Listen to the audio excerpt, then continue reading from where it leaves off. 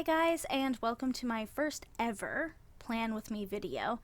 I am a fantasy and science fiction author, but in addition to loving dragons and quests and spaceships, I also love bullet journaling, and I've been experimenting with it since January 2018.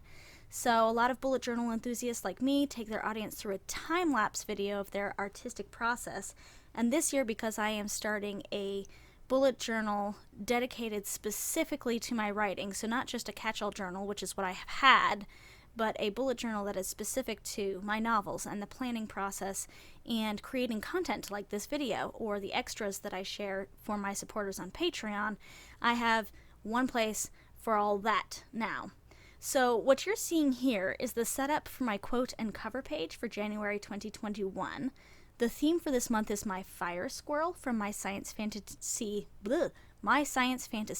duology, which is my current work in progress.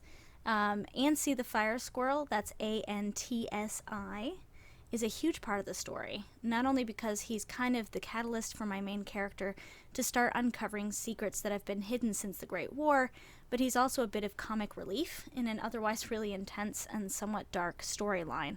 I like stories that dive deep into hard questions, but I don't like it to be all dark and difficult, so I needed something like a troublemaking fire squirrel with an attitude and special powers to liven things up a bit. So Cursed Hands, that work in progress, is a duology. That's a 2-book series, and the 2-sentence summary of it goes like this. Everyone in Trey's world wears the black gloves, their only safeguard against the nightmare images of the memory. When Trey rescues a mysterious creature, the power of its gaze unlocks memories that force Trey to choose between loyalty and freedom, between wearing the gloves or being rid of them forever.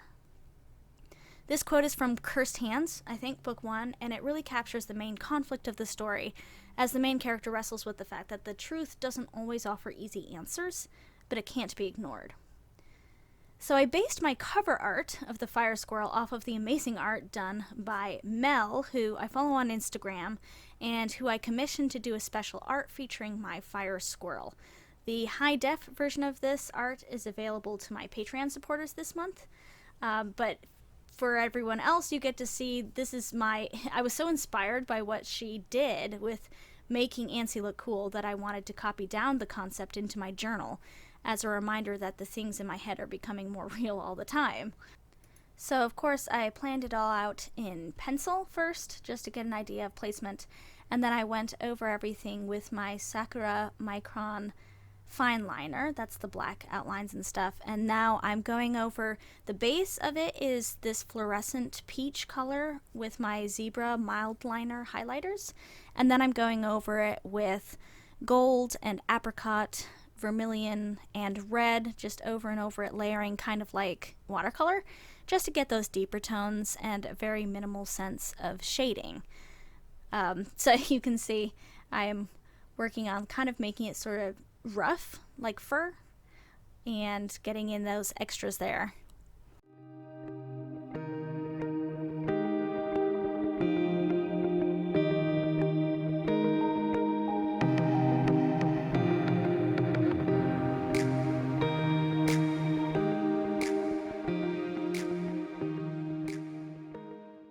So I was trying to add some sparkles here to the tail with my number 10 Jelly Roll white gel pen and make it kind of look like sparks coming off his fur. I don't think I actually achieved that look, but I kind of just let it be. It's not that bad. And then I put a big streak here, sort of like he's leaving a trail of fire behind him. So for the rest of my spreads, I have a calendar to help me keep straight all the content that's going on social media, or to remind myself of deadlines. And then I have a daily calendar on this page. You'll notice that I don't have dates for every single day in the month because I have planned days off, specifically Sundays. I just find I work better with time to recharge. I also have a color code for marking which days I did what activity. I think I'll show future videos that shows what these spreads look like after I've used them for a month, so you can see the system in action. And then, of course, my blank space for putting down my general to-do list and things to learn or try, because I just love experimenting. I get bored doing the same thing all the time. And then the next spread is for just writing down a line that I think is cool. It's a way of celebrating my little wins for the day's writing and to inspire myself. Not everything I write is brilliant, so I like to be able to celebrate the things that actually come off the way I want it to. I didn't quite know what to put on this spread since I don't have a firm plan for my other writing brand, which is inspiration for Christian women as opposed to general market fantasy and sci-fi, so I just went extra artistic on it.